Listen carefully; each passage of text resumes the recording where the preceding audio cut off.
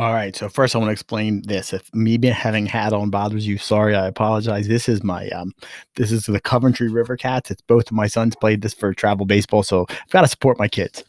All right. So while I rock their hat, I'm going to explain to you how you can get this information into a usable format. Because no matter how great your form is, if you can't use it, if it's not quick to figure out to get the information, it doesn't matter. So let's go through and set up how I go about using conditional formatting and other things to draw your attention to where you need to be. All right, so here's in the form. I'm going to go ahead up here and I'm going to click on this responses part because remember, these are the questions. We're going to go to responses.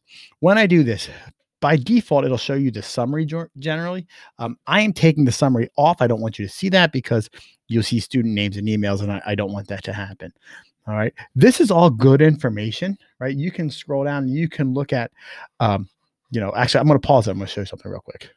So I paused it, but I scrolled down past the student name so you can see like what the summary looks like. So I can get an overview snapshot of how my classes were feeling, right? So, you can see that most of my students understood the goal of the assignment. A good number of them need a little clarification or some help on when it's due. I wasn't clear on due dates, right? So I can get a general snapshot and then you can see some classes or some questions for the class. Great. General information is good to have, but that's not really what we're looking for here. I'm going to pause it real quick so I can hide names again. Instead, what we want is we want to get all of the information in one place so it's usable for you and easy to find. And we're going to do that by coming on up here and we're going to make a sheet. We're going to create a spreadsheet. So when I create the spreadsheet, it's going to generally ask you to select an existing one or create a new one. For this one, we're going to create a new one. All right. So I'm going to click create a new spreadsheet. Again, I'm going to pause it so I can hide student names for you. So you look up here, you can see that my new spreadsheet is generating. So I'm going to click over and I'm going to show you. I hid the student email addresses and the student names, but that's how you get your Google Sheet. All right. Looks nice, but I want to fix it because there's some things. So keep watching. We'll show you how you can format your sheet to make sense.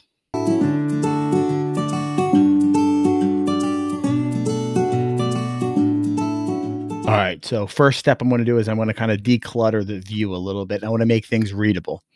All right. I don't know about you, but I don't really care about timestamps when it was done. So I want to hide this column. If you've never done that, it's a pretty simple step. You're just going to come over here and you're going to click on this little drop down caret. And then I'm going to hide column. Boom. There's one less thing I have to look at. Now, something else. These questions, I don't like that the text isn't wrapped. I can't tell what's being asked. So I'm going to come over here and I'm going to click on the one. So now everything in that column is highlighted and I'm going to turn on text wrapping here. Okay, good. Now, if we look as we scroll through, I can see what questions are being asked. I can see who's answering it. All right. Now, one thing that as you use more and more forms and they get bigger, you notice if I scroll to the side, I lose the question of who's really answering the question, or I lose the response. So what I'm going to do is I'm going to use something called freeze. All right. I'm going to freeze it. So I click on this column, this B, I'm going to come up here. I'm going to view, freeze up to current column or two columns, column B, it's up to you. So now as I scroll over, it doesn't matter how far I go, I still can see the question being asked and who's answering that question.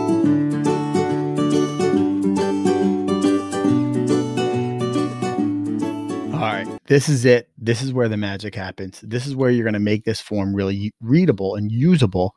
And we're going to come up here and we're going to highlight all of the information, right? We're going to highlight all of this. We're going to use conditional formatting to help us make sense of this.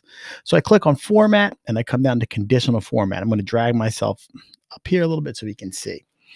All right, so currently right now, it says apply to range. I'm going to set this all up, right? So you can see right here, apply to range, all of it. That's great. I'm going to come down a little bit where it says format cells if it's not empty. So right now, everything that's not empty is this really weird default color. I don't know why Google uses that as a default, but they do. So I'm going to change this and I'm going to say text contains. All right. And the first thing I'm going to do is I'm going to right away look for students who need help. Right. So if the text contains the word clarification, right, that's what I know. I'm going to make that column yellow because then right away, if a student needs clarification, it's jumping out at me. There's something wrong with this. You need to address it right away. All right. I'm going to click done. I add other rules, right? Because again, I'm a visual person. I like to see. So now what I would do is I'm going to come down here. I'm going to do if text contains, right? Same thing. And I'm going to say period 2. And I'm giving my period 2 classes one color. Then I'm going to hit done. I'm going to add another one. This one had text contains period 7. I'm going to do the same thing for period 8. I'm going to pause it and leave it. So if you look over here, you can see all of my different rules I have set up, my conditional formatting. So I'm going to close this out. So this way I know anybody who's in this blue automatically period 2, here's a student that needs help on these 2 questions, and they have the further question, right? So I can look through and I can see right away all of these students, pretty good. Don't need my help right away. These people in period 2 who have the yellow, or period 7, like this person, they're really lost. I need to sit down with them right away. All right. So this is how, using conditional formatting, you can really get a good overview and really a microcosm, the micro view of how every student in your class is doing. Now, here's the trick. Use it. Answer these questions. Right? If a lot of your students need the same clarifications, answer them in whole groups, right? A lot of times what I would do is I would call people back to my desk, like a couple at a time, right? So I would say like, hey, you 7 marked off on this. So let's talk about what I didn't do right. Or, the great thing is those quiet kids who won't ask for help, or those really cool kids who are afraid to look weird if they try hard and ask for help, you pull them aside and you say like, hey, I noticed you had problems with this, or you asked me this question, and answer it. You'll be surprised how much your kids will appreciate that, and they'll love that. Hope you enjoy this. Hope you use this, and let me know if you need any help.